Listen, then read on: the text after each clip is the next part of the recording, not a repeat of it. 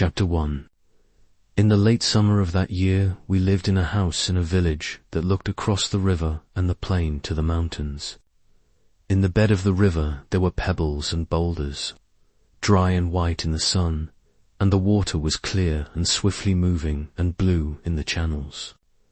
Troops went by the house and down the road, and the dust they raised powdered the leaves of the trees. The trunks of the trees, too, were dusty, and the leaves fell early that year, and we saw the troops marching along the road and the dust rising and leaves, stirred by the breeze, falling, and the soldiers marching, and afterward the road bare and white except for the leaves. The plain was rich with crops. There were many orchards of fruit trees, and beyond the plain the mountains were brown and bare. There was fighting in the mountains, and at night we could see the flashes from the artillery. In the dark it was like summer lightning, but the nights were cool, and there was not the feeling of a storm coming. Sometimes in the dark we heard the troops marching under the window, and guns going past, pulled by motors. There was much traffic at night, and many mules on the roads with boxes of ammunition on each side of their pack-saddles, and grey motor trucks that carried men, and other trucks with loads covered with canvas that moved slower in the traffic.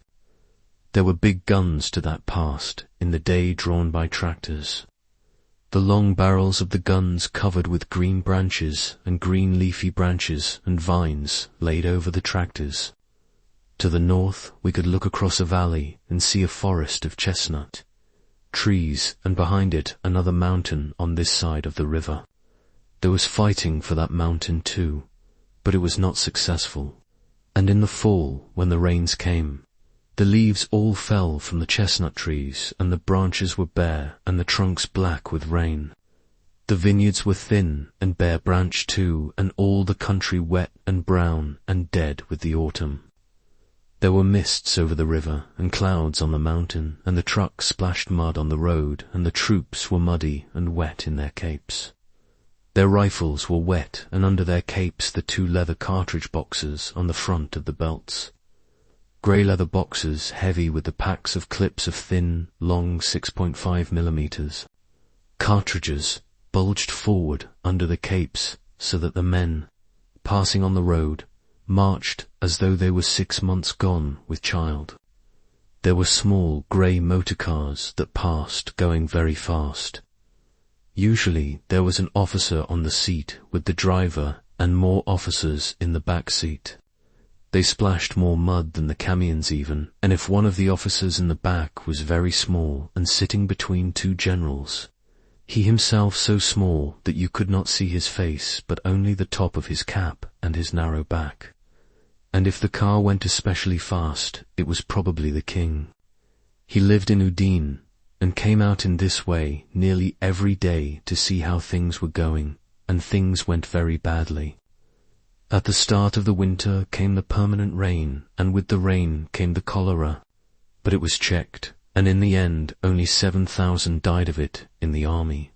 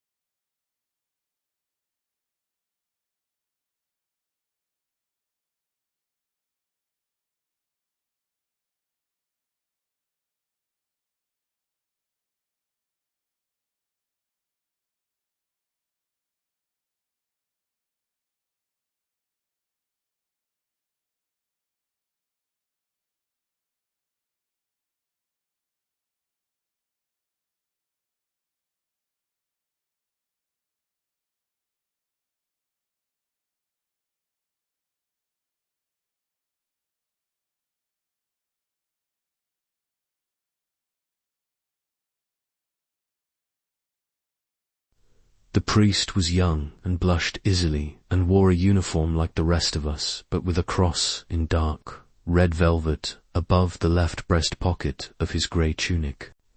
The captain spoke pidgin Italian for my doubtful benefit, in order that I might understand perfectly that nothing should be lost. Priest today with girls. The priest smiled and blushed and shook his head. This captain baited him often. Not true. Today I see priest with girls. No. The other officers were amused at the baiting. Priest not with girls. Priest never with girls. He took my glass and filled it, looking at my eyes all the time, but not losing sight of the priest. Priest every night 5 against 1. Every one at the table laughed. You understand? Priest every night 5 against 1. He made a gesture and laughed loudly. The priest accepted it as a joke. The Pope wants the Austrians to win the war. He loves Franz Joseph. That's where the money comes from. I am an atheist. Did you ever read The Black Pig? I will get you a copy. It was that which shook my faith. It is a filthy and vile book. You do not really like it. It is very valuable. It tells you about those priests. You will like it. I smiled at the priest, and he smiled back across the candlelight. Don't you read it? I will get it for you. All thinking men are atheists. I do not believe in the Freemasons, however. I believe in the Freemasons. It is a noble organization. Someone came in, and as the door opened, I could see the snow falling. There will be no more offensive now that the snow has come. Certainly not. You should go on leave. You should go to Rome, Naples, Sicily. He should visit Amalfi. I will write you cards to my family in Amalfi. They will love you like a son. He should go to Palermo. He ought to go to Capri. I would like you to see Abruzzi and visit my family at Capricotta. Listen to him talk about the Abruzzi. There's more snow there than here. He doesn't want to see peasants. Let him go to centers of culture and civilization. He should have fine girls. I will give you the addresses of places in Naples. Beautiful young girls, accompanied by their mothers. The captain spread his hand open, the thumb up and fingers outspread, as when you make shadow pictures. There was a shadow from his hand on the wall. He spoke again in pidgin Italian. You go away like this. He pointed to the thumb. And come back like this. He touched the little finger. Everyone laughed. Look. He spread the hand again. Again the candlelight made its shadows on the wall. He started with the upright thumb and named in their order the thumb and 4 fingers. Sotto tenant, the thumb, tenant, first finger, capitano next finger, maggiore next to the little finger, and tenant colonnello, the little finger. You go away, sotto tenant. You come back, sotto colonnello. They all laughed. The captain was having a great success with finger games. He looked at the priest and shouted, Every night priest 5 against 1. They all laughed again. You must go on leave at once. I would like to go with you and show you things. When you come back, bring a phonograph. Bring good opera discs. Bring Caruso. Don't bring Caruso. He bellows. Don't you wish you could bellow like him? He bellows. I say he bellows. I would like you to go to Abruzzi. The others were shouting. There is good hunting. You would like the people, and though it is cold, it is clear and dry. You could stay with my family. My father is a famous hunter. Come on. We go whorehouse before it shuts. Good night. Good night. Chapter 3. When I came back to the front, we still lived in that town. There were many more guns in the country around, and the spring had come. The fields were green, and there were small green shoots on the vines. The trees along the road had small leaves, and a breeze came from the sea. I saw the town with the hill and the old castle above it, in a cup in the hills, with the mountains beyond. Brown mountains with a little green on their slopes. In the town there were more guns, there were some new hospitals. You met British men and sometimes women on the street, and a few more houses had been hit by shell fire. It was warm and like the spring, and I walked down the alleyway of trees, warmed from the sun on the wall, and found we still lived in the same house, and that it all looked the same as when I had left it. The door was open. There was a soldier sitting on a bench outside in the sun. An ambulance was waiting by the side door, and inside the door, as I went in, there was the smell of marble floors and hospital. It was all as I had left it, except that now it was spring. I looked in the door of the big room and saw the Major sitting at his desk, the window open and the sunlight coming into the room. He did not see me, and I did not know whether to go in and report or go upstairs first and clean up. I decided to go on upstairs. The room I shared with the Lieutenant Rinaldi looked out on the courtyard. The window was open, my bed was made up with blankets, and my things hung on the wall. The gas mask in an oblong tin can, the steel helmet on the same peg. At the foot of the bed was my flat trunk, and my winter boots, the leather shiny with oil, were on the trunk. My Austrian sniper's rifle, with its blue octagon barrel and the lovely dark walnut, cheek-fitted Schützenstock, hung over the two beds. The telescope that fitted it was, I remembered, locked in the trunk. The Lieutenant Rinaldi lay asleep on the other bed. He woke when he heard me in the room and sat up. Ciao. What kind of time did you have? Magnificent. We shook hands and he put his arm around my neck and kissed me. Off. You're dirty. You ought to wash. Where did you go and what did you do? Tell me everything at once. I went everywhere. Milan, Florence, Rome, Naples, Villa, San Giovanni, Messina, Taormina. You talk like a timetable. Did you have any beautiful adventures? Yes. Where? Milano, Firenze, Roma, Napoli. That's enough. Tell me really, what was the best? In Milano. That was because it was first. Where did you meet her? In the cova? Where did you go? How did you feel? Tell me everything at once. Did you stay all night? Yes. That's nothing. Here now we have beautiful girls. New girls never been to the front before. Wonderful. You don't believe me? We will go now this afternoon and see. And in the town we have beautiful English girls. I am now in love with Miss Barkley. I will take you to call. I will probably marry Miss Barkley. I have to get washed and report.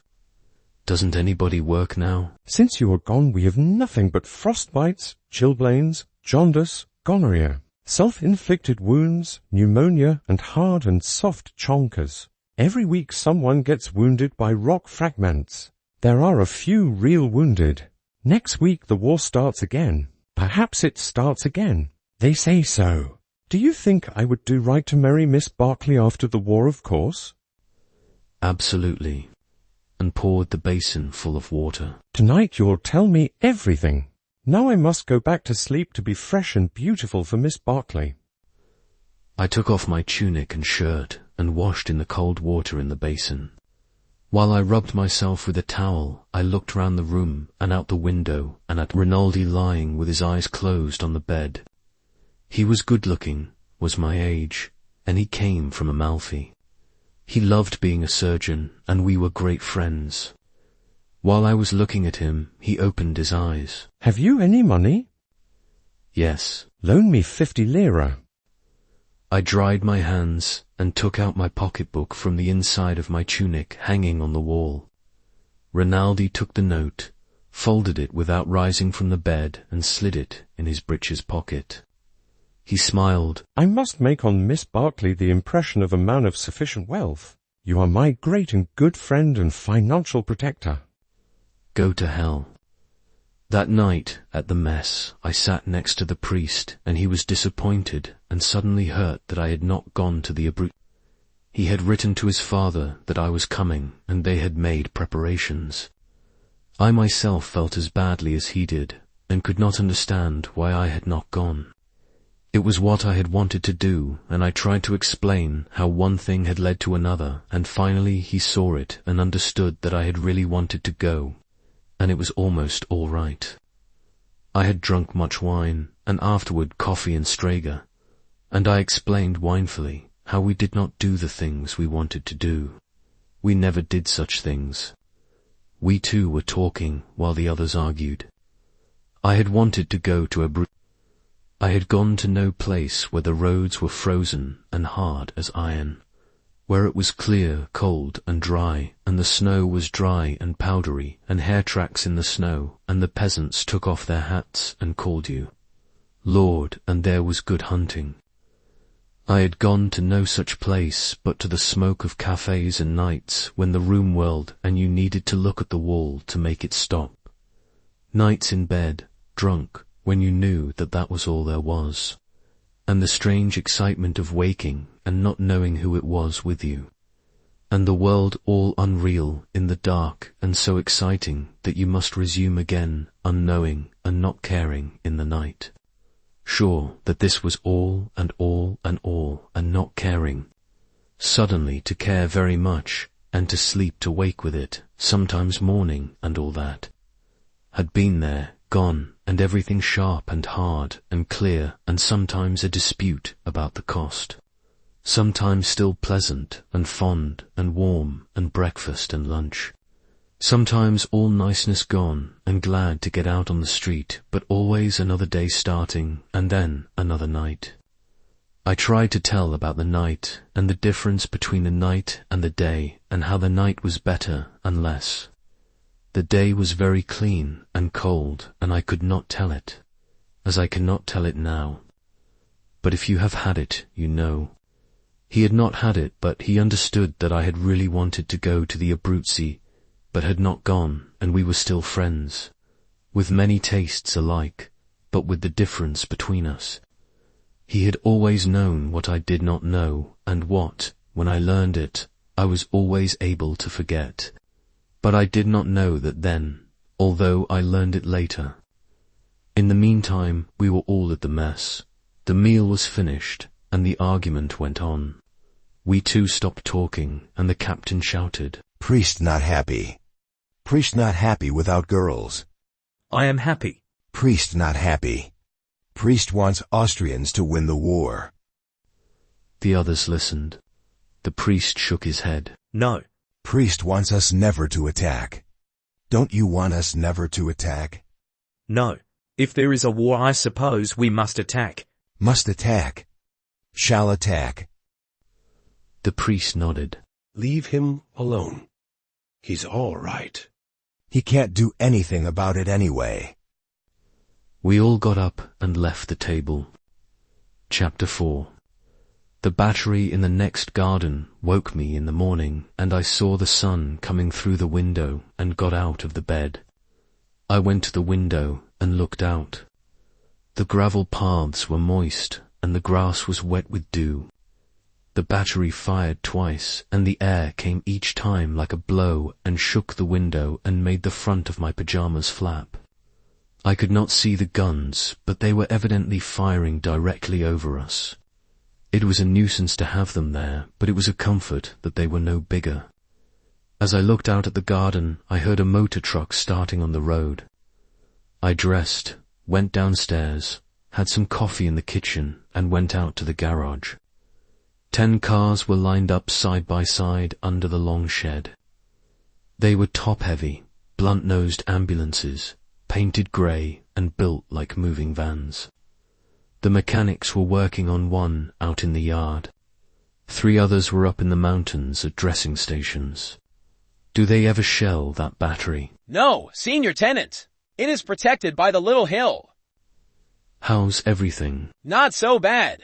This machine is no good, but the others march. Were you on permission? Yes. You have a good time? The others all grinned too. Fine. What's the matter with this machine? It's no good. One thing after another.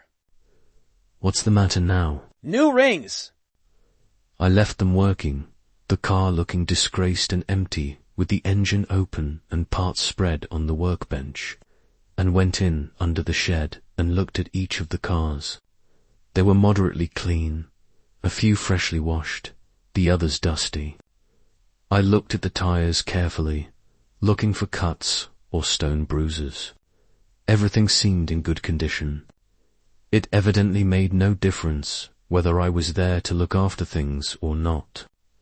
I had imagined that the condition of the cars, whether or not things were obtainable, the smooth functioning of the business of removing wounded and sick from the dressing stations, hauling them back from the mountains to the clearing station and then distributing them to the hospitals named on their papers, depended to a considerable extent on myself. Evidently, it did not matter whether I was there or not. Has there been any trouble getting parts? No more, Senior Tenente. Where is the gasoline park now? At the same place. Good. And went back to the house and drank another bowl of coffee at the mess table. The coffee was a pale grey and sweet with condensed milk. Outside the window it was a lovely spring morning. There was that beginning of a feeling of dryness in the nose that meant the day would be hot later on. That day I visited the posts in the mountains and was back in town late in the afternoon. The whole thing seemed to run better while I was away. The offensive was going to start again, I heard. The division for which we worked were to attack at a place up. The river and the major told me that I would see about the posts for during the attack. The attack would cross the river, up above the narrow gorge, and spread up the hillside. The posts for the cars would have to be as near the river as they could get and keep covered. They would, of course, be selected by the infantry, but we were supposed to work it out. It was one of those things that gave you a false feeling of soldiering. I was very dusty and dirty and went up to my room to wash. Rinaldi was sitting on the bed with a copy of Hugo's English Grammar. He was dressed, wore his black boots, and his hair shone. Splendid. You will come with me to see Miss Barkley. No. Yes. You will please come and make me a good impression on her. All right. Wait till I get cleaned up. Wash up and come as you are. I washed, brushed my hair, and we started. Wait a minute. Perhaps we should have a drink. He opened his trunk and took out a bottle. Not Strager. No, grappa. All right. He poured 2 glasses and we touched them, first fingers extended. The grappa was very strong. Another. All right. We drank the second grappa. Rinaldi put away the bottle and we went down the stairs. It was hot walking through the town, but the sun was starting to go down and it was very pleasant. The British hospital was a big villa built by Germans before the war. Miss Barkley was in the garden. Another nurse was with her. We saw their white uniforms through the trees and walked toward them. Rinaldi saluted. I saluted too, but more moderately. How do you do? You're not an Italian, are you?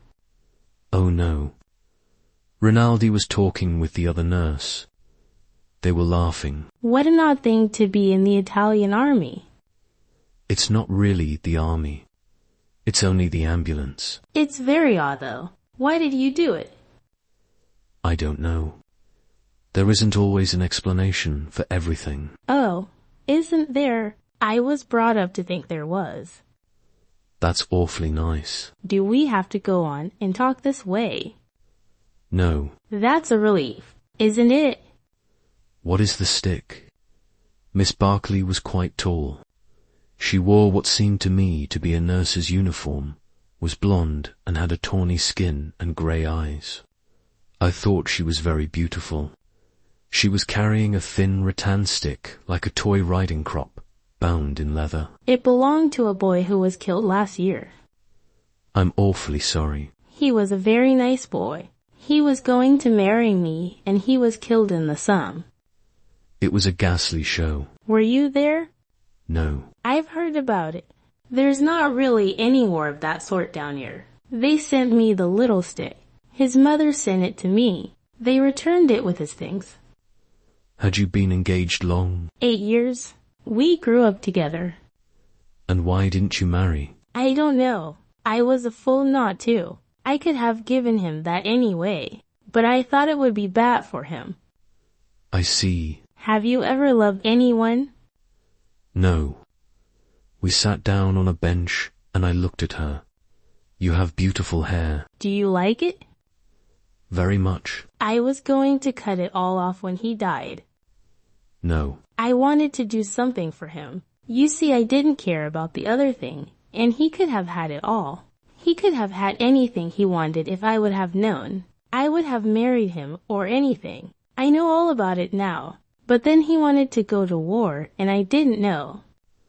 I did not say anything. I didn't know about anything then. I thought it would be worse for him. I thought perhaps he couldn't stand it. And then of course he was killed, and that was the end of it. I don't know. Oh, yes. That's the end of it.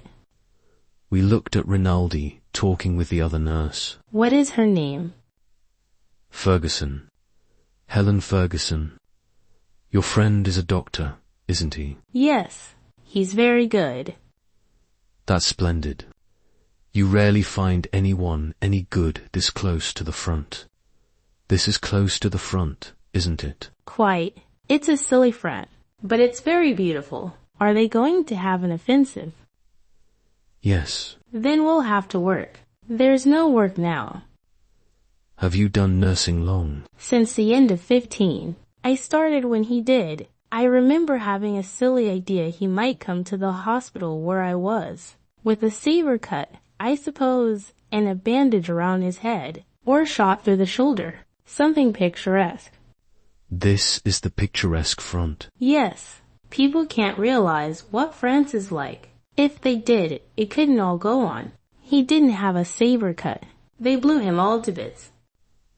I didn't say anything. Do you suppose it will always go on? No. What's to stop it? It will crack somewhere. Will crack. Will crack in France. They can't go on doing things like the Somme and not crack. They won't crack here. You think not? No. They did very well last summer. They may crack. Anybody may crack. The Germans too. No, I think not. We went over to Ward, Rinaldi and Miss Ferguson. You love Italy? Quite well. No, understand. Rinaldi shook his head. Abastanza, Benna. He shook his head. That is not good. You love England? Not too well. I'm Scotch, you see. Rinaldi looked at me blankly. She's Scotch, so she loves Scotland better than England. But Scotland is England. I translated this for Miss Ferguson. Pas encore. Not really. Never. We do not like the English. Not like the English. Not like Miss Barkley. Oh, that's different. You mustn't take everything so literally. After a while, we said good night and left. Walking home, Rinaldi said, Miss Barkley prefers you to me. That is very clear. But the little Scotch one is very nice. Very. I had not noticed her. You like her? No. Chapter 5. The next afternoon, I went to call on Miss Barkley again. She was not in the garden, and I went to the side door of the villa where the ambulances drove up. Inside I saw the head nurse, who said Miss Barkley was on duty. Miss Barkley was on duty. There's a war on, you know. I knew. You're the American in the Italian army? Yes, ma'am. How did you happen to do that? Why didn't you join up with us? I don't know. Could I join now? I'm afraid not now. Tell me, why did you join up with the Italians? I was in Italy, and I spoke Italian. Oh, I'm learning it. It's a beautiful language. Somebody said you should be able to learn it in 2 weeks. Oh, I'll not learn it in 2 weeks. I've studied it for months now. You may come and see her after 7 o'clock if you wish. She'll be off then. But don't bring a lot of Italians. Not even for the beautiful language. No, nor for the beautiful uniforms. Good evening. Arrivederci, Tenenti. I saluted and went out. It was impossible to salute foreigners as an Italian without embarrassment. The Italian salute never seemed made for export. The day had been hot. I had been up the river to the bridgehead at Plava. It was there that the offensive was to begin. It had been impossible to advance on the far side the year before because there was only one road leading down from the pass to the pontoon bridge, and it was under machine gun and shell fire for nearly a mile. It was not wide enough either to carry all the transport for an offensive, and the Austrians could make a shambles out of it. But the Italians had crossed and spread out a little way on the far side to hold about 1.5 miles on the Austrian side of the river. It was a nasty place, and the Austrians should not have let them hold it. I suppose it was mutual tolerance, because the Austrians still kept a bridgehead further down the river. The Austrian trenches were above on the hillside, only a few yards from the Italian lines. There had been a little town, but it was all rubble. There was what was left of a railway station and a smashed permanent bridge that could not be repaired and used because it was in plain sight. I went along the narrow road down toward the river, left the car at the dressing station under the hill, crossed the pontoon bridge, which was protected by a shoulder of the mountain, and went through the trenches in the smashed-down town and along the edge of the slope. Everybody was in the dugouts. There were racks of rockets standing to be touched off to call for help from the artillery, or to signal with if the telephone wires were cut. It was quiet, hot and dirty. I looked across the wire at the Austrian lines. Nobody was in sight. I had a drink with a captain that I knew in one of the dugouts and went back across the bridge.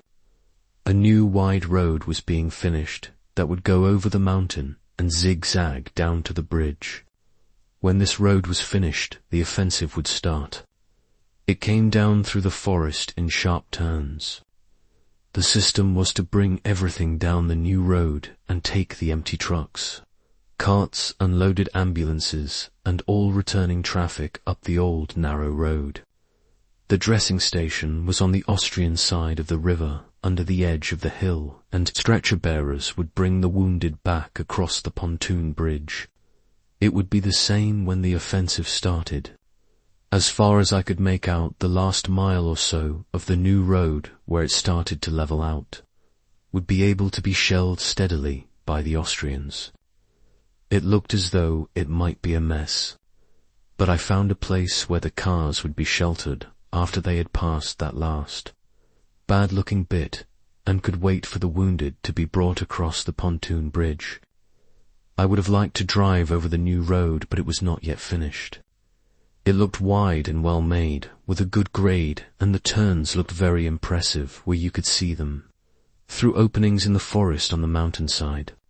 The cars would be all right with their good metal-to-metal brakes, and anyway, coming down, they would not be loaded.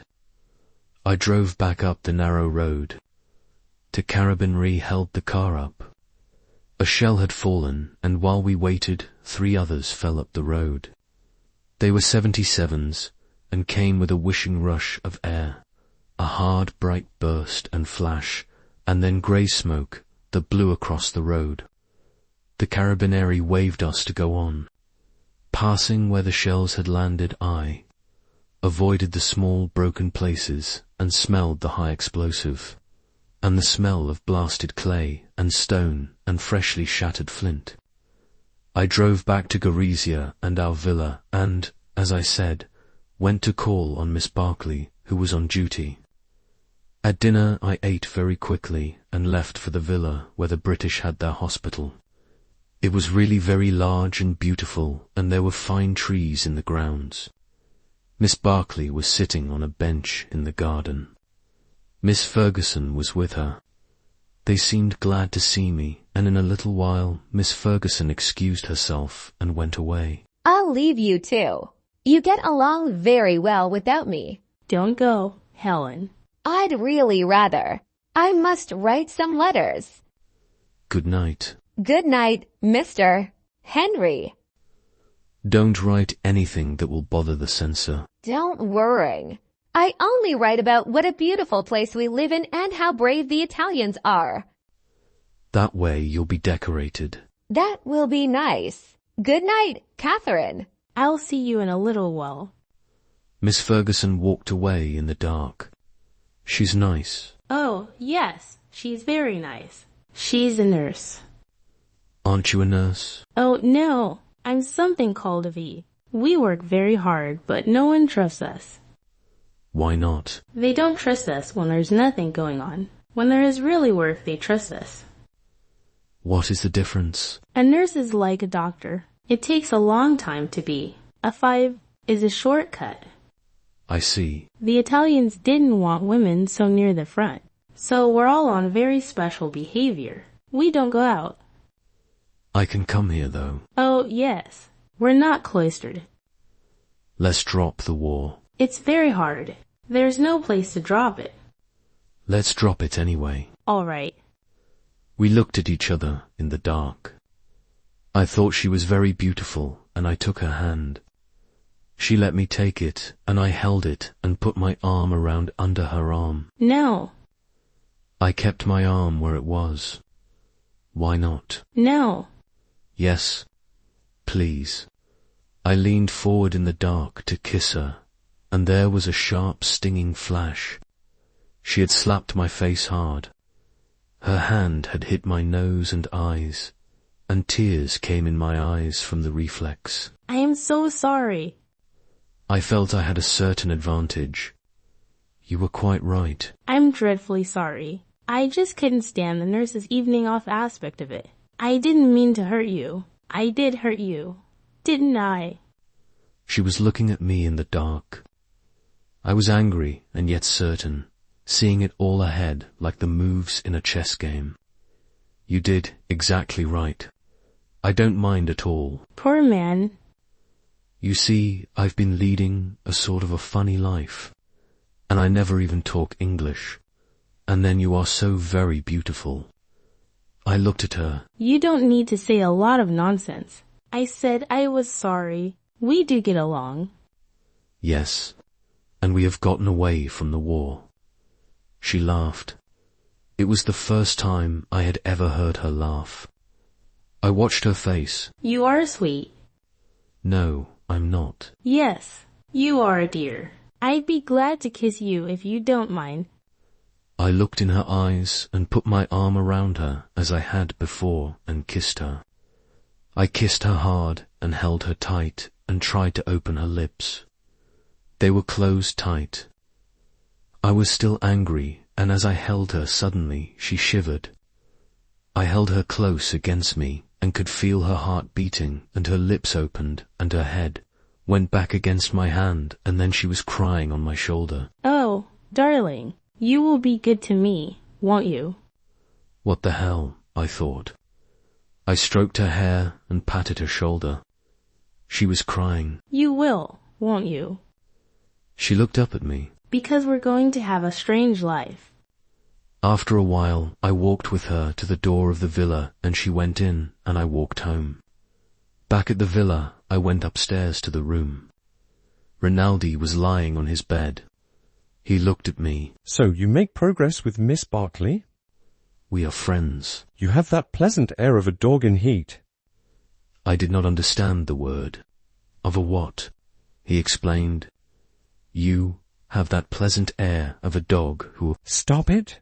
In a little while we would say insulting things. He laughed. Good night. Good night, little puppy.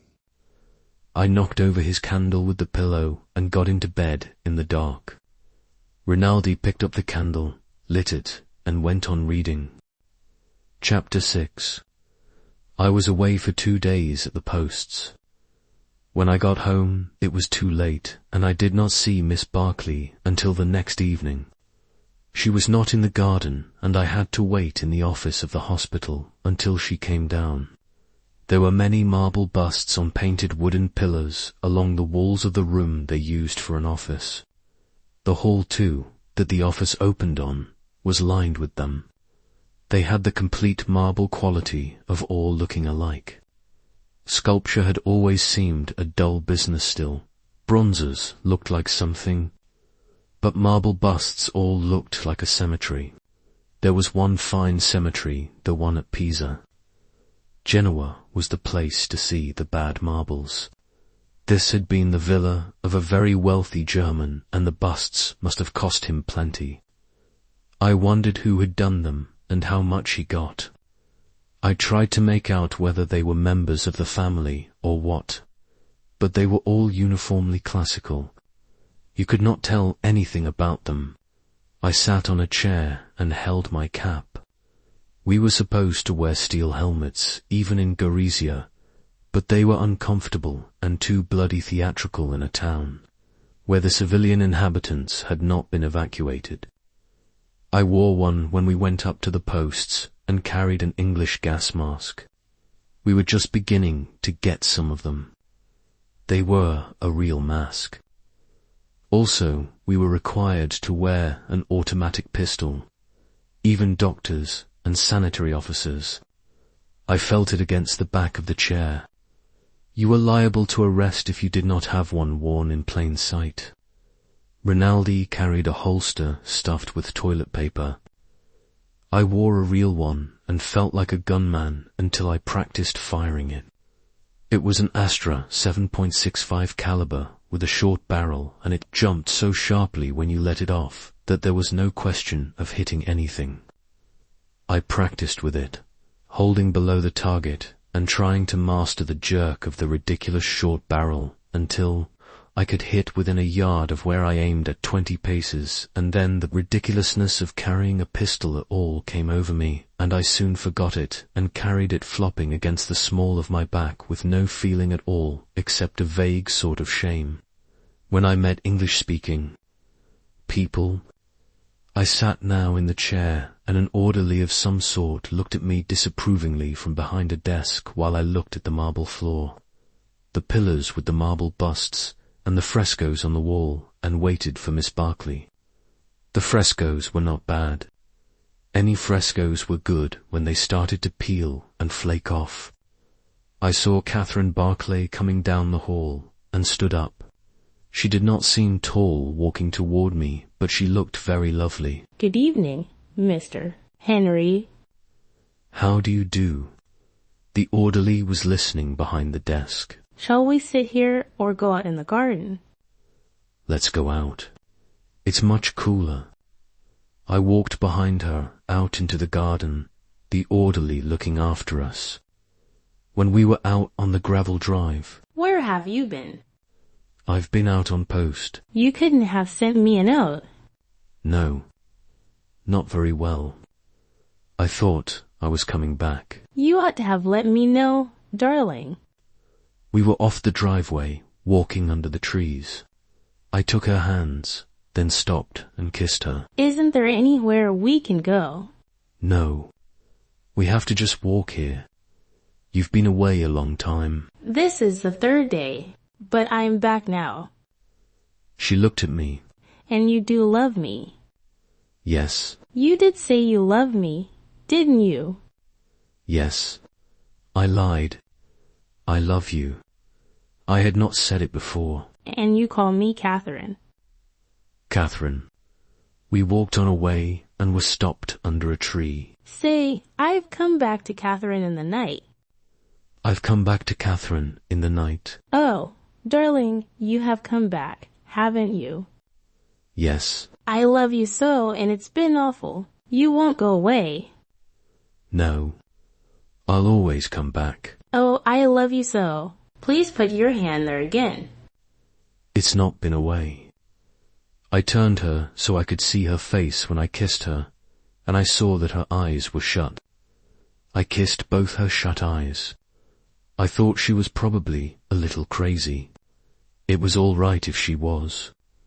I did not care what I was getting into. This was better than going every evening to the house for officers where the girls climbed all over you and put your cap on backward, as a sign of affection between their trips upstairs with brother officers.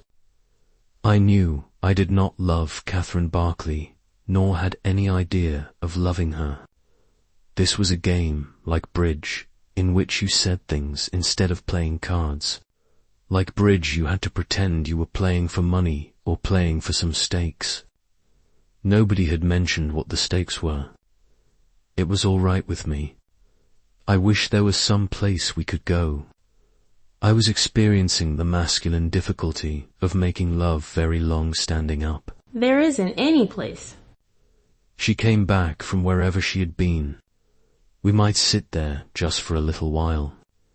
We sat on the flat stone bench, and I held Catherine Barkley's hand. She would not let me put my arm round her. Are you very tired? No.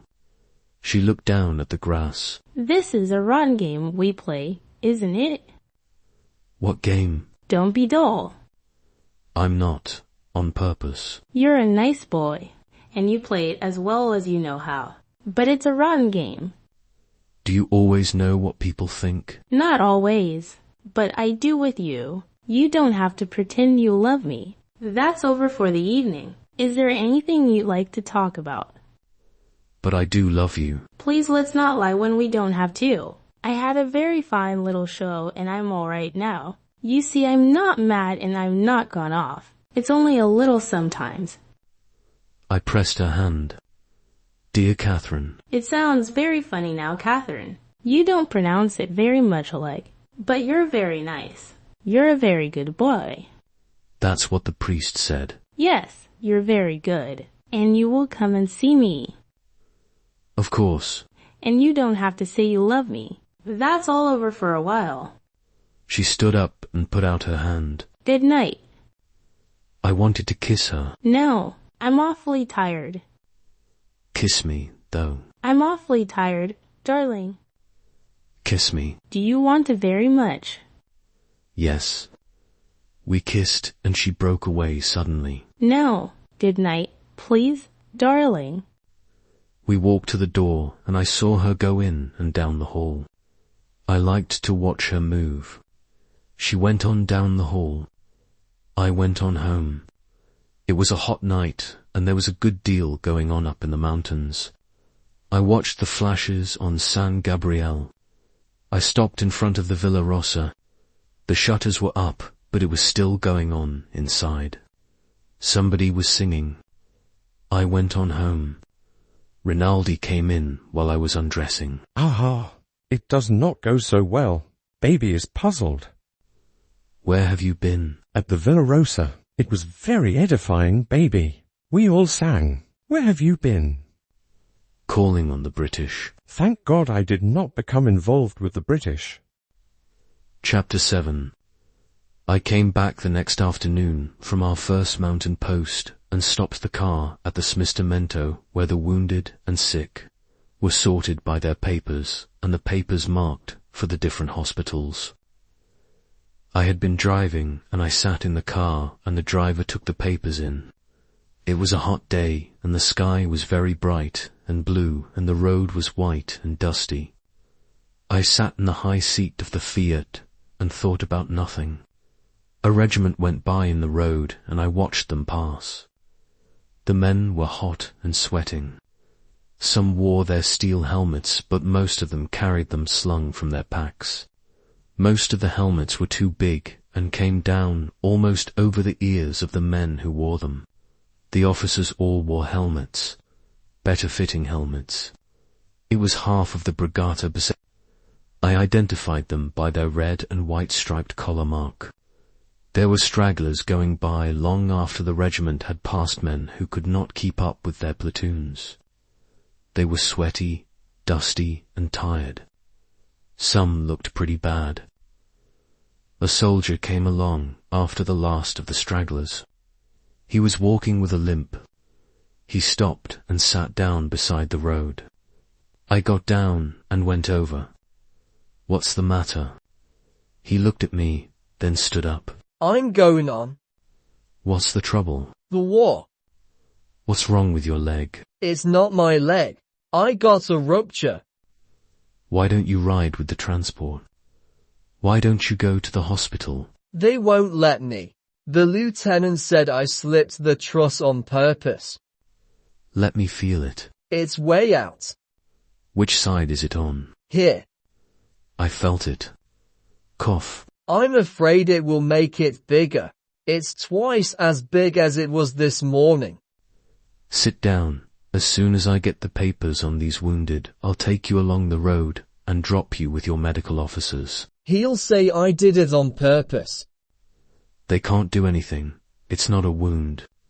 You've had it before, haven't you? But I lost the truss. They'll send you to a hospital. Can't I stay here, Tenant? No, I haven't any papers for you. The driver came out of the door with the papers for the wounded in the car. For 105, 2 for 132. They were hospitals beyond the river. You drive. I helped the soldier with the rupture up on the seat with us. You speak English? Sure. How you like this goddamn war? Rotten. I say it's rotten. Jesus Christ, I say it's rotten. Were you in the States? Sure. In Pittsburgh. I knew you was an American. Don't I talk Italian good enough? I knew you was an American all right. Another American. In Italian, looking at the hernia man. Listen, Lieutenant, do you have to take me to that regiment? Yes. Because the captain doctor knew I had this rupture. I threw away the goddamn truss so it would get bad, and I wouldn't have to go to the line again. I see. Couldn't you take me no place else? If it was closer to the front, I could take you to a first medical post. But back here, you've got to have papers. If I go back, they'll make me get operated on, and then they'll put me in the line all the time. I thought it over. You wouldn't want to go in the line all the time, would you? No. Jesus Christ, ain't this a goddamn war? Listen, you get out and fall down by the road and get a bump on your head, and I'll pick you up on our way back and take you to a hospital. We'll stop by the road here, Aldo. We stopped at the side of the road. I helped him down. I'll be right here, Lieutenant. So long. We went on and passed the regiment about a mile ahead, then crossed the river, cloudy with snow water and running fast through the spiles of the bridge, to ride along the road across the plain and deliver the wounded at the 2 hospitals. I drove coming back and went fast with the empty car to find the man from Pittsburgh. First we passed the regiment, hotter and slower than ever, then the stragglers.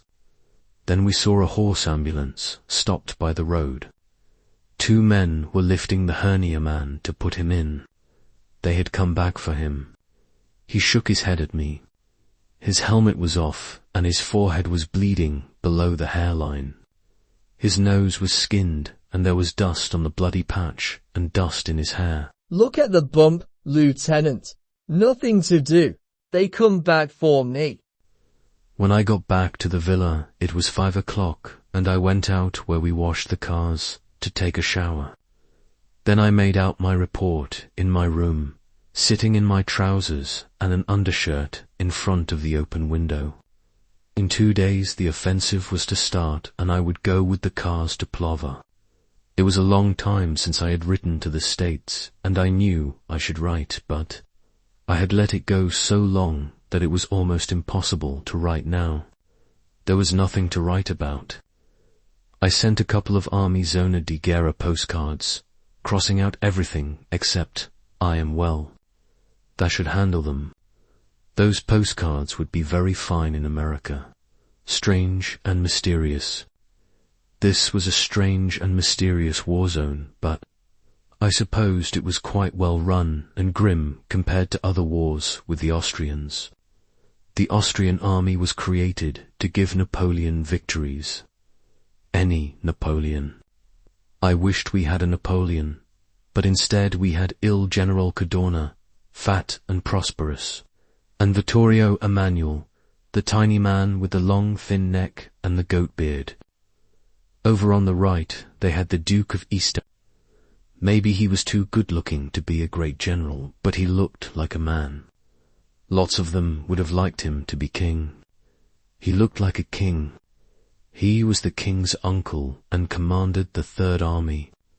We were in the Second Army. There were some British batteries up with the Third Army. I had met 2 gunners from that lot in Milan. They were very nice, and we had a big evening. They were big and shy and embarrassed and very appreciative together of anything that happened. I wish that I was with the British. It would have been much simpler. Still, I would probably have been killed. Not in this ambulance business. Yes, even in the ambulance business. British ambulance drivers were killed sometimes. Well, I knew I would not be killed. Not in this war. It did not have anything to do with me. It seemed no more dangerous to me myself than war in the movies. I wished to God it was over, though. Maybe it would finish this summer. Maybe the Austrians would crack. They had always cracked in other wars. What was the matter with this war? Everybody said the French were through. Rinaldi said that the French had mutinied and troops marched on Paris. I asked him what happened, and he said, "Oh, they stopped them." I wanted to go to Austria without war. I wanted to go to the Black Forest. I wanted to go to the Harz Mountains. Where were the Harz Mountains anyway? They were fighting in the Carpathians. I did not want to go there anyway. It might be good though. I could go to Spain if there was no war. The sun was going down and the day was cooling off. After supper, I would go and see Catherine Barkley. I wished she were here now. I wished I were in Milan with her. I would like to eat at the Cova and then walk down the Via Monzone in the hot evening and cross over and turn off along the canal and go to the hotel with Catherine Barkley. Maybe she would.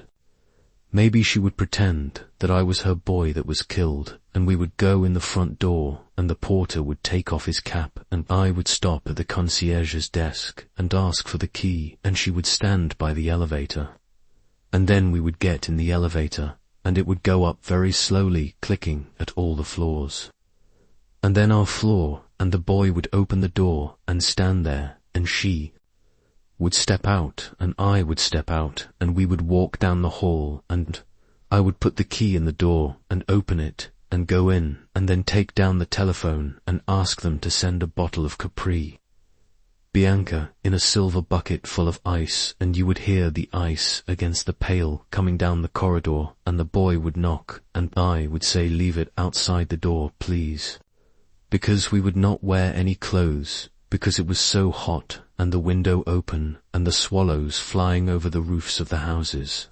And when it was dark afterward and you went to the window, very small bats, hunting over the houses and close down over the trees, and we would drink the Capri and the door locked and it hot and only a sheet and the whole night, and we would both love each other all.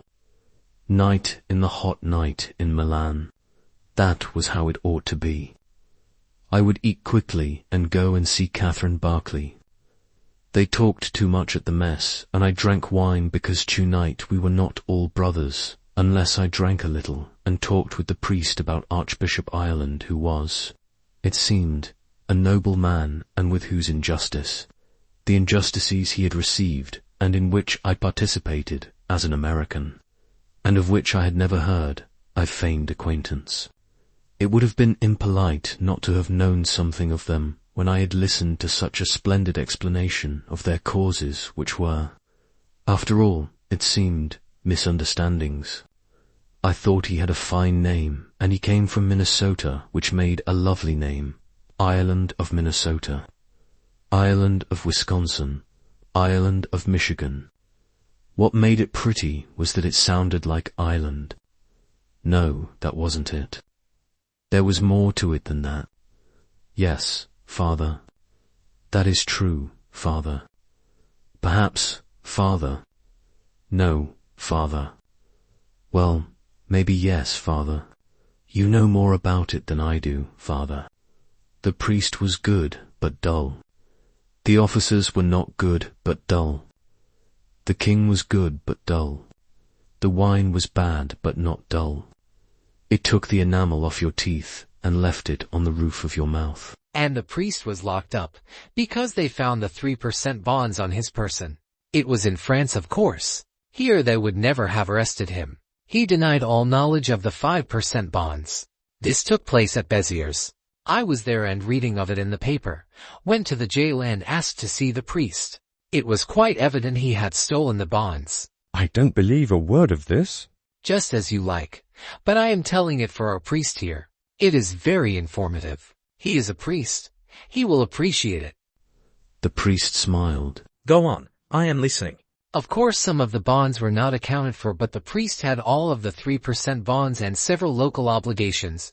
I forget exactly what they were. So I went to the jail. Now this is the point of the story.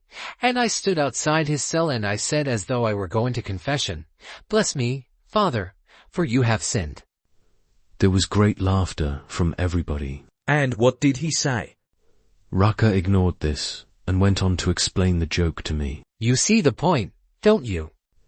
It seemed it was a very funny joke if you understood it properly. They poured me more wine and I told the story about the English private soldier who was placed under the shower bath. Then the major told the story of the 11 Czechoslovaks and the Hungarian corporal. After some more wine, I told the story of the jockey who found the penny. The major said there was an Italian story, something like that, about the duchess who could not sleep at night. At this point the priest left, and I told the story about the travelling salesman who arrived at 5 o'clock in the morning at Marseille when the mistral was blowing. The major said he had heard a report that I could drink. I denied this. He said it was true, and by the corpse of Bacchus we would test whether it was true or not. Not Bacchus. Not Bacchus. Yes, Bacchus. I should drink cup for cup and glass for glass with Bassi Filippo, Vince. No, that was no test because he had already drunk twice as much as I. I said that was a foul lie, and Bacchus or no Bacchus, Filippo Vincenza Bassi or Bassi Filippo Vicenza had never touched a drop all evening, and what was his name anyway? He said was my name Federico Enrico or Enrico Federico. I said let the best man win. Bacchus barred and the major started us with red wine in mugs. Halfway through the wine I did not want any more. I remembered where I was going. Bassi wins. He's a better man than I am. I have to go. He does really. He has a rendezvous. I know all about it. I have to go. Another night when you feel stronger. He slapped me on the shoulder. There were lighted candles on the table. All the officers were very happy. Good night, gentlemen. Rinaldi went out with me. We stood outside the door on the patch, and he said, "You'd better not go up there drunk." "I'm not drunk, Reinin. Really." "You'd better choose some coffee." "Nonsense." "I'll get some, baby. You walk up and down." He came back with a handful of roasted coffee beans. "Chew those, baby, and God be with you." Bacchus. "I'll walk down with you." "I'm perfectly all right." We walked along together through the town, and I chewed the coffee. At the gate of the driveway that led up to the British villa, Rinaldi said good night. "Good night. Why don't you come in?" He shook his head. "No. I like the simpler pleasures." "Thank you for the coffee beans." "Nothing, baby. Nothing." I started down the driveway. The outlines of the cypresses that lined it were sharp and clear. I looked back and saw Rinaldi standing watching me and waved to him. I sat in the reception hall of the villa, waiting for Catherine Barkley to come down. Someone was coming down the hallway. I stood up, but it was not Catherine. It was Miss Ferguson. Hello. Catherine asked me to tell you she was sorry she couldn't see you this evening. I'm so sorry.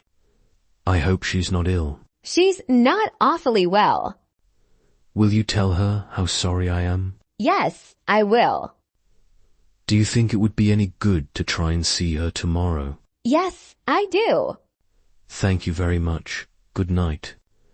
I went out the door, and suddenly I felt lonely and empty. I had treated seeing Catherine very lightly. I had gotten somewhat drunk and had nearly forgotten to come. But when I could not see her there, I was feeling lonely and hollow. The next afternoon we heard there was to be an attack up the river that night, and that we were to take 4 cars there. Nobody knew anything about it, although they all spoke with great positiveness and strategical knowledge. I was riding in the first car, and as we passed the entry to the British hospital, I told the driver to stop. The other cars pulled up. I got out and told the driver to go on, and that, if we had not caught up to them, at the junction of the road to Corman's, to wait there. I hurried up the driveway, and inside the reception hall I asked for Miss Barkley. She's on duty. Could I see her, just for a moment? They sent an orderly to see, and she came back with him. I stopped to ask if you were better. They told me you were on duty, so I asked to see you. I'm quite well. I think the heat knocked me over yesterday. I have to go. I'll just step out the door a minute. And you're all right? Yes, darling. Are you coming tonight? No. I'm leaving now for a show up above Plava. A show? I don't think it's anything. And you'll be back? Tomorrow? She was unclasping something from her neck. She put it in my hand. It's a St. Anthony, and come tomorrow night. You're not a Catholic, are you? No, but they say St. Anthony's very useful. I'll take care of him for you. Goodbye. No, not goodbye. All right. Be a good boy and be careful. No, you can't kiss me here. You can't. All right. I looked back and saw her standing on the steps. She waved and I kissed my hand and held it out. She waved again, and then I was out of the driveway and climbing up into the seat of the ambulance, and we started. The St. Anthony was in a little white metal capsule. I opened the capsule and spilled him out into my hand. St. Anthony. Yes. I have one.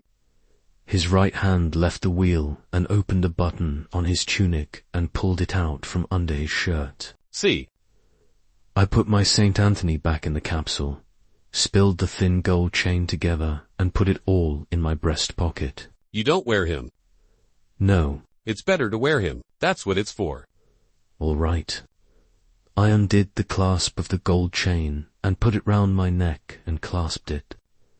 The saint hung down on the outside of my uniform, and I undid the throat of my tunic, unbuttoned the shirt collar, and dropped him in under the shirt. I felt him in his metal box against my chest while we drove. Then I forgot about him. After I was wounded, I never found him. Someone probably got it at one of the dressing stations. We drove fast when we were over the bridge, and soon we saw the dust of the other cars ahead down the road. The road curved, and we saw the 3 cars looking quite small, the dust rising from the wheels and going off through the trees. We caught them and passed them and turned off on a road that climbed up into the hills. Driving in convoy is not unpleasant if you are the first car, and I settled back in the seat and watched the country. We were in the foothills on the near side of the river, and as the road mounted, there were the high mountains off to the north, with snow still on the tops. I looked back and saw the 3 cars all climbing, spaced by the interval of their dust. We passed a long column of loaded mules, the drivers walking along beside the mules, wearing red They were beyond the mule train. The road was empty, and we climbed through the hills, and then went down over the shoulder of a long hill into a river valley. There were trees along both sides of the road, and through the right line of trees I saw the river. The water clear, fast and shallow. The river was low, and there were stretches of sand and pebbles with a narrow channel of water, and sometimes the water spread like a sheen over the pebbly bed. Close to the bank I saw deep pools, the water blue like the sky. I saw arched stone bridges over the river where tracks turned off from the road and we passed stone. Farmhouses with pear trees candelabraed against their south walls and low stone walls in the fields. The road went up the valley a long way, and then we turned off and commenced to climb into the hills again. The road climbed steeply, going up and back and forth through chestnut woods, to level finally along a ridge. I could look down through the woods and see, far below, with the sun on it, the line of the river that separated the two armies. We went along the rough new military road that followed the crest of the ridge, and I looked to the north at the two ranges of mountains, green and dark to the snow line, and then white and lovely in the sun. Then, as the road mounted along the ridge, I saw a third range of mountains, higher snow mountains, that looked chalky white and furrowed with strange plains. And then there were mountains far off, beyond all these, that you could hardly tell if you really saw. Those were all the Austrians' mountains, and we had nothing like them. Ahead there was a rounded turn-off in the road to the right, and looking down, I could see the road dropping through the trees. There were troops on this road, and motor trucks, and mules with mountain guns, and as we went down, keeping to the side, I could see the river far down below, the line of ties and rails running along it, the old bridge where the railway crossed to the other side and across. Under a hill beyond the river, the broken houses of the little town that was to be taken. It was nearly dark when we came down and turned onto the main road that ran beside the river. Chapter 9. The road was crowded, and there were screens of cornstalk and straw matting on both sides, and matting over the top, so that it was like the entrance at a circus or a native village. We drove slowly in this matting-covered tunnel, and came out onto a bare cleared space where the railway station had been. The road here was below the level of the riverbank, and all along the side of the sunken road there were holes dug in the bank with infantry in them. The sun was going down, and looking up along the bank as we drove, I saw the Austrian observation balloons above. The hills on the other side dark against the sunset. We parked the cars beyond a brickyard. The ovens and some deep holes had been equipped as dressing stations. There were 3 doctors that I knew. I talked with the major and learned that when it should start and our cars should be loaded, we would drive them back along the screened road and up to the main road, along the ridge where there would be a post and other cars to clear them. He hoped the road would not jam. It was a one-road show. The road was screened because it was in sight of the Austrians across the river. Here at the brickyard we were sheltered from rifle or machine gun fire by the riverbank. There was one smashed bridge across the river. They were going to put over another bridge when the bombardment started, and some troops were to cross at the shallows up above at the bend of the river. The major was a little man with upturned moustaches. He had been in the war in Libya and wore 2 wound stripes. He said that if the thing went well, he would see that I was decorated. I said I hoped it would go well, but that he was too kind. I asked him if there was a big dugout where the drivers could stay, and he sent a soldier to show me. I went with him and found the dugout, which was very good. The drivers were pleased with it, and I left them there. The major asked me to have a drink with him and 2 other officers. We drank rum, and it was very friendly. Outside, it was getting dark. I asked what time the attack was to be, and they said as soon as it was dark. I went back to the drivers. They were sitting in the dugout talking, and when I came in, they stopped. I gave them each a package of cigarettes, Macedonias, loosely packed cigarettes that spilled tobacco and needed to have the ends twisted before you smoked them. Manera lit his lighter and passed it around. The lighter was shaped like a Fiat radiator. I told them what I had heard. Why didn't we see the post when we came down? It was just beyond where we turned off. That road will be a dirty mess. They'll shell it out of us. Probably. What about eating, Lieutenant? We won't get a chance to eat after this thing starts. I'll go and see now. You want us to stay here, or can we look around? Better stay here. I went back to the Major's dugout, and he said the field kitchen would be along, and the drivers could come and get their stew. He would loan them mess tins, if they did not have them. I said I thought they had them. I went back and told the drivers I would get them as soon as the food came. Manera said he hoped it would come before the bombardment started. They were silent until I went out. They were all mechanics and hated the war. I went out to look at the cars and see what was going on, and then came back and sat down in the dugout with the 4 drivers. We sat on the ground with our backs against the wall and smoked. Outside it was nearly dark.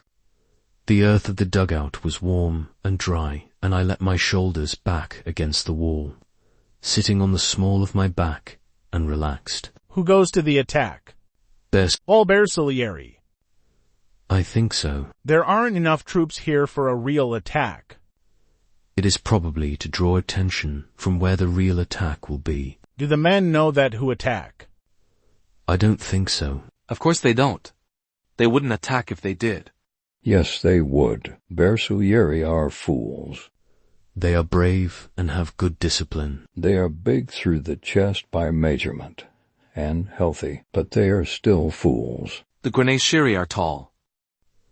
This was a joke. They all laughed. Were you there, Tenant, when they wouldn't attack and they shot every 10th man? No. It is true. They lined them up afterward and took every 10th man. Carabinieri shot them. Carabinieri. Pacini spat on the floor. But those grenadiers, all over 6 feet, they wouldn't attack. If everybody would not attack, the war would be over. It wasn't that way with the Grenadieri. They were afraid. The officers all came from such good families. Some of the officers went alone. A sergeant shot to officers who would not get out. Some troops went out. Those that went out were not lined up when they took the 10th men. One of those shot by the Carabinieri is from my town. He was a big, smart, tall boy to be in the Grenadieri. Always in Rome, always with the girls, always with the Carabinieri. He laughed. Now they have a guard outside his house with a bayonet, and nobody can come to see his mother and father and sisters. And his father loses his civil rights and cannot even vote. They are all without law to protect them. Anybody can take their property. If it wasn't that happens to their families, nobody would go to the attack. Yes, Alpini would. These the 5th soldiers would. Some Bersaglieri. Bersaglieri have run too. Now they try to forget it. You should not let us talk this way, Tenant. Evviva l'esercito.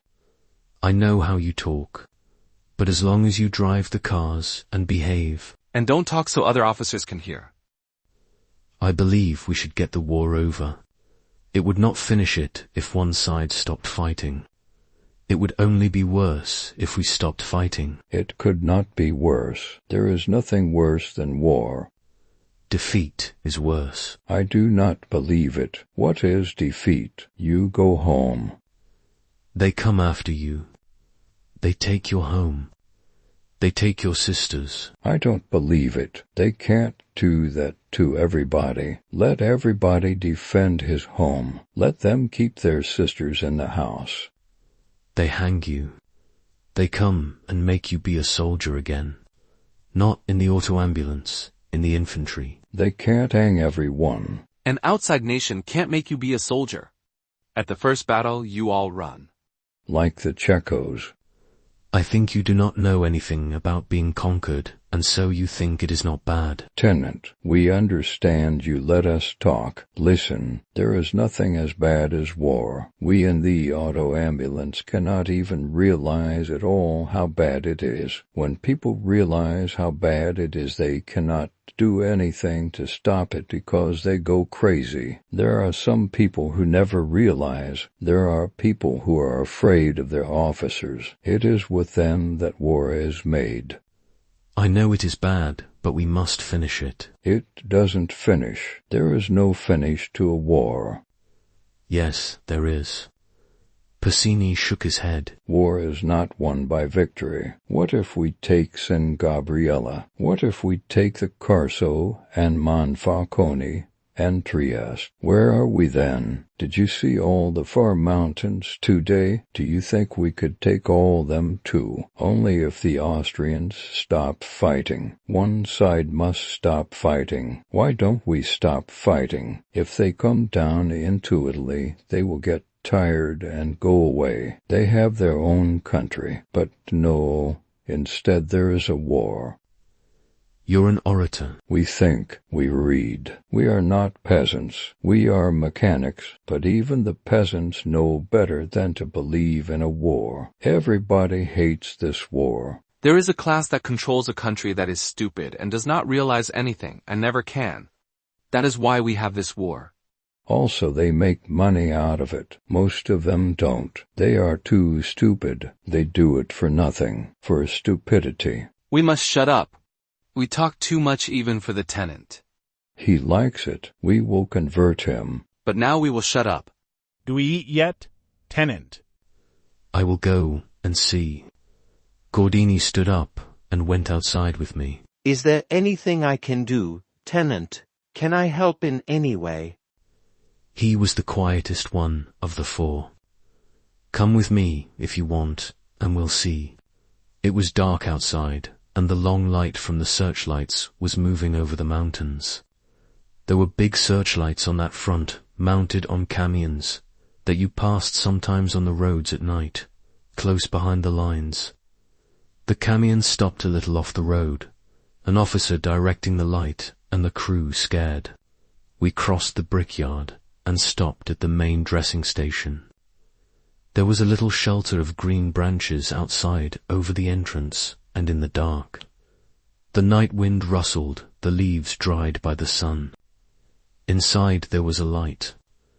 The major was at the telephone, sitting on a box. The attack had been put forward an hour. He offered me a glass of cognac. I looked at the board tables, the instruments shining in the light, the basins and the stoppered bottles. Gordine stood behind me. The major got up from the telephone. It starts now. It has been put back again. I looked outside. It was dark, and the Austrian searchlights were moving on the mountains behind us. It was quiet for a moment still. Then from all the guns behind us, the bombardment started. Savoye. About the soup, Major. He did not hear me. I repeated it. It hasn't come up. A big shell came in and burst outside in the brickyard.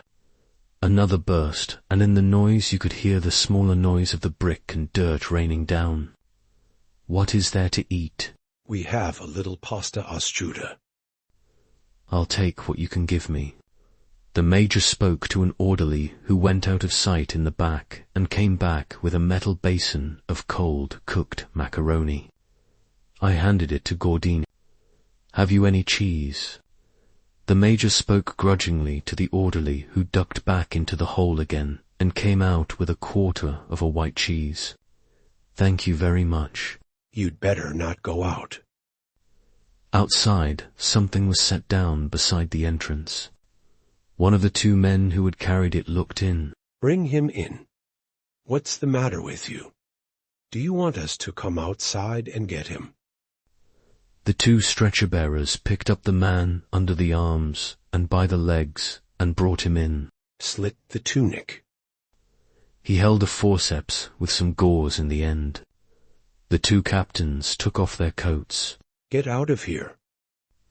Come on. You better wait until the shelling is over. They want to eat. As you wish. Outside, we ran across the brickyard. A shell burst short near the riverbank. Then there was one that we did not hear coming until the sudden rush. We both went flat, and with the flash and bump of the burst and the smell heard, the singing off of the fragments and the rattle of falling brick, Gordini got up and ran for the dugout. I was after him, holding the cheese, its smooth surface covered with brick dust. Inside the dugout were the 3 drivers sitting against the wall, smoking. Here, you patriots. How are the cars? All right. Did they scare you, Tenant? You're damned right. I took out my knife, opened it, wiped off the blade, and pared off the dirty outside surface of the cheese. Gavuzzi handed me the basin of macaroni. Start in to eat, Tenant. No. Put it on the floor. We'll all eat. There are no forks. What the hell? I cut the cheese into pieces and laid them on the macaroni. Sit down to it. They sat down and waited.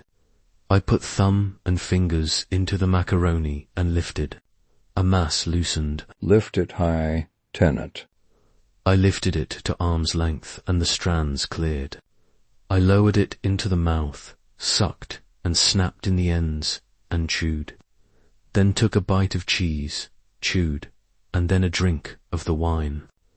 It tasted of rusty metal. I handed the canteen back to Passini. It's rotten. It's been in there too long. I had it in the car. They were all eating, holding their chins close over the basin, tipping their heads back, sucking in the ends. I took another mouthful and some cheese and a rinse of wine. Something landed outside that shook the earth. For 120 or Minenwerfer. There aren't any 420s in the mountains. They have big Skoda guns. I've seen the holes. 305s. We went on eating. There was a cough, a noise like a railway engine starting, and then an explosion that shook the earth again. This isn't a deep dugout. That was a big Yes, sir. I ate the end of my piece of cheese and took a swallow of wine. Through the other noise I heard a cough. Then came the choo-choo-choot. Then there was a flash, as when a blast furnace door is swung open, and a roar that started white and went red and on in a rushing wind. I tried to breathe, but my breath would not come, and I felt myself rush bodily out of myself, and out and out and out, and all the time bodily in the wind. I went out swiftly, all of myself, and I knew I was dead, and that it had all been a mistake to think you just died. Then I floated, and instead of going on, I felt myself slide back. I breathed, and I was back. The ground was torn up, and in front of my head there was a splintered beam of wood. In the jolt of my head, I heard somebody crying. I thought somebody was screaming. I tried to move, but I could not move. I heard the machine guns and rifles firing across the river and all along the river. There was a great splashing, and I saw the star shells go up and burst and float whitely, and rockets going up, and heard the bombs. All this in a moment, and then I heard close to me someone saying, "Mamma mia! Oh, Mamma mia!" I pulled and twisted and got my legs loose finally and turned around and touched him. It was Passini, and when I touched him he screamed. His legs were toward me, and I saw in the dark and the light that they were both smashed above the knee. One leg was gone, and the other was held by tendons and part of the trouser, and the stump twitched and jerked as though it were not connected. He bit his arm and moaned. "Oh, Mamma mia! Mamma mia! D.O.T. Salve Maria!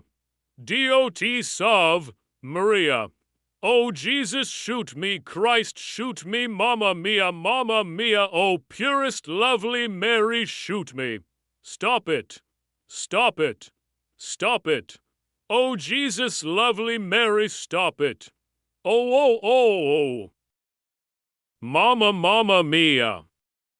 Then he was quiet, biting his arm, the stump of his leg twitching. Porta feriti. Holding my hands cupped. Porta feriti. I tried to get closer to Passini to try to put a tourniquet on the legs, but I could not move. I tried again, and my legs moved a little. I could pull backward along with my arms and elbows. Passini was quiet now.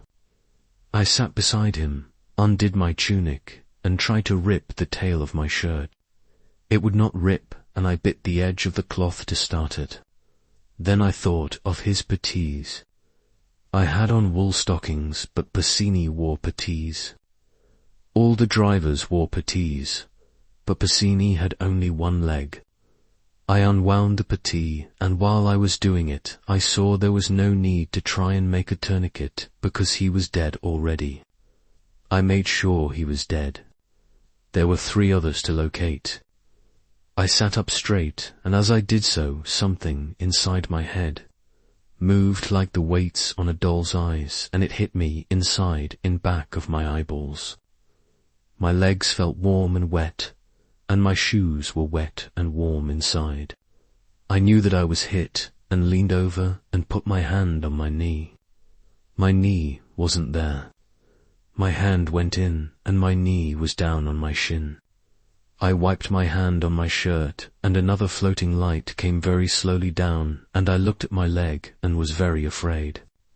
Oh God, get me out of here. I knew, however, that there had been 3 others. There were 4 drivers. Passini was dead. That left 3. Someone took hold of me under the arms, and somebody else lifted my legs.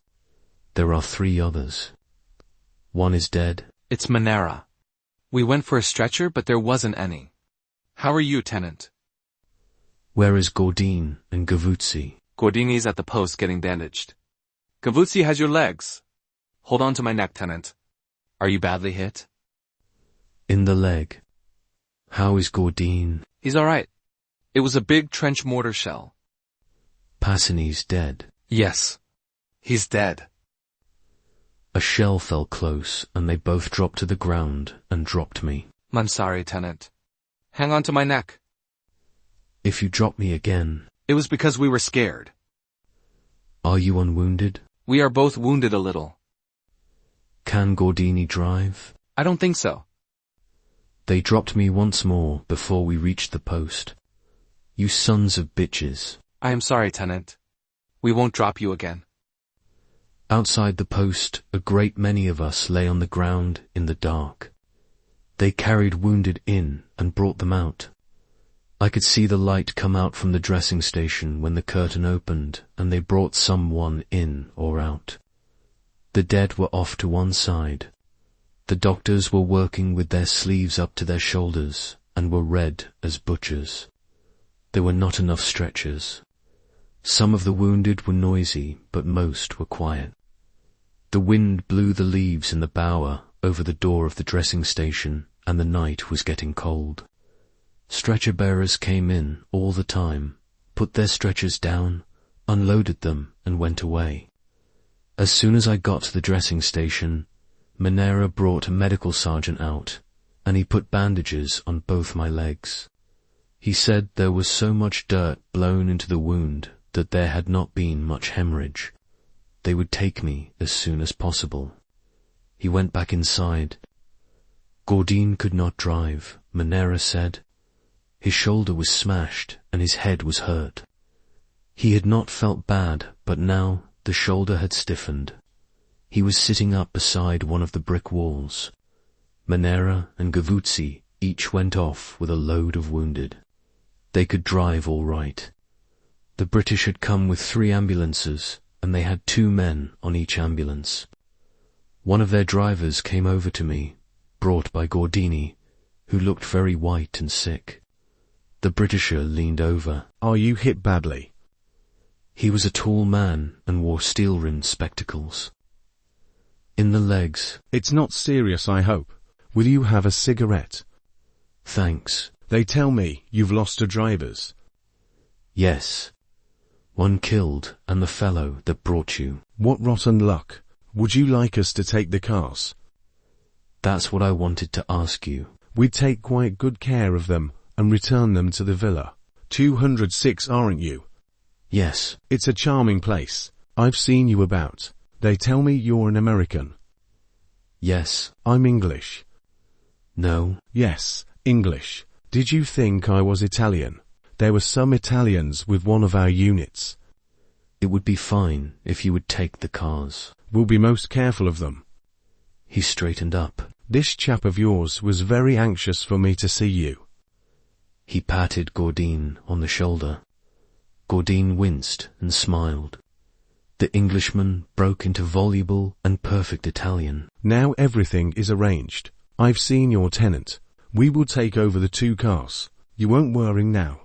He broke off. I must do something about getting you out of here. I'll see the medical wallows. We'll take you back with us. He walked across to the dressing station, stepping carefully among the wounded. I saw the blanket open, the light came out, and he went in. He will look after you, Tenant. How are you, Franco? I am all right. He sat down beside me. In a moment, the blanket in front of the dressing station opened and 2 stretcher-bearers came out, followed by the tall Englishman. He brought them over to me. Here is the American tenant. In Italian, I'd rather wait. There are much worse wounded than me. I'm all right. Come, come. Don't be a bloody hero. Then, in Italian, lift him very carefully about the legs. His legs are very painful. He is the legitimate son of President Wilson. They picked me up and took me into the dressing room. Inside, they were operating on all the tables. The little major looked at us, furious. He recognized me and waved a forceps. K to you, Vabine. Kavar. I have brought him in. In Italian. The only son of the American ambassador. He can be here until you are ready to take him. Then I will take him with my first load. He bent over me. I'll look up their adjutants to do your papers, and it will all go much faster. He stooped to go under the doorway and went out. The major was unhooking the forceps now, dropping them in a basin. I followed his hands with my eyes. Now he was Then the stretcher-bearers took the man off the table. I'll take the American tenant. They lifted me onto the table. It was hard and slippery. There were many strong smells, chemical smells, and the sweet smell of blood. They took off my trousers, and the medical captain commenced dictating to the sergeant adjutant while he worked. Multiple superficial wounds of the left and right thigh, and left and right knee and right foot. Profound wounds of right knee and foot. Lacerations of the scalp. He probed. Does that hurt? Christ, yes. With possible fracture of the skull. Incurred in the line of duty. That's what keeps you from being court-martialed for self-inflicted wounds. Would you like a drink of brandy? How did you run into this thing anyway? What were you trying to do? Commit suicide? Anti-tetanus, please, and mark a cross on both legs. Thank you. I'll clean this up a little, wash it out, and put on a dressing. Your blood coagulates beautifully. The adjutant, looking up from the paper. What inflicted the wounds? The medical captain. What hit you? Me, with the eyes shut. A trench mortar shell. The captain, doing things that hurt sharply and severing tissue. Are you sure? Me trying to lie still and feeling my stomach flutter when the flesh was cut. I think so. Captain Doctor interested in something he was finding. Fragments of enemy trench mortar shell. Now I'll probe for some of this if you like, but it's not necessary. I'll paint all this, and does that sting? Good. That's nothing to how it will feel later. The pain hasn't started yet. Bring him a glass of brandy. The shock dulls the pain. But this is all right. You have nothing to worry about if it doesn't infect, and it rarely does now. How is your head? Good Christ. Better not drink too much brandy then. If you've got a fracture, you don't want inflammation. How does that feel? Sweat ran all over me. Good Christ. I guess you've got a fracture all right. I'll wrap you up and don't bounce your head around. He bandaged, his hands moving very fast, and the bandage coming taut and sure. All right, good luck and vive la France. He's an American. I thought you said he was a Frenchman. He talks French. I've known him before. I always thought he was French. He drank a half tumbler of cognac. Bring on something serious. Get some more of that anti-tetanus. The captain waved to me. They lifted me, and the blanket flap went across my face as we went out. Outside, the sergeant adjutant knelt down beside me where I lay. Name. Softly. Middle name. First name. Rank. Where born. What class. What course. And so on. I'm sorry for your head, Tenant. I hope you feel better. I'm sending you now with the English ambulance. I'm all right. Thank you very much. The pain that the Major had spoken about had started, and all that was happening was without interest or relation. After a while, the English ambulance came up, and they put me onto a stretcher and lifted the stretcher up to the ambulance level and shoved it in. There was another stretcher by the side, with a man on it whose nose I could see, waxy looking, out of the bandages. He breathed very heavily. There were stretchers lifted and slid into the slings above. The tall English driver came around and looked in. I'll take it very easily. I hope you'll be comfy. I felt the engine start, felt him climb up into the front seat, felt the brake come off and the clutch go in. Then we started. I lay still and let the pain ride. As the ambulance climbed along the road, it was slow in the traffic. Sometimes it stopped. Sometimes it backed on a turn. Then finally it climbed quite fast. I felt something dripping. At first it dropped slowly and regularly. Then it pattered into a stream. I shouted to the driver. He stopped the car and looked in through the hole behind his seat. What is it? The man on the stretcher over me has a hemorrhage. We're not far from the top. I wouldn't be able to get the stretcher out alone. He started the car. The stream kept on. In the dark, I could not see where it came from, the canvas overhead. I tried to move sideways so that it did not fall on me. Where it had run down under my shirt, it was warm and sticky. I was cold, and my leg hurt so that it made me sick.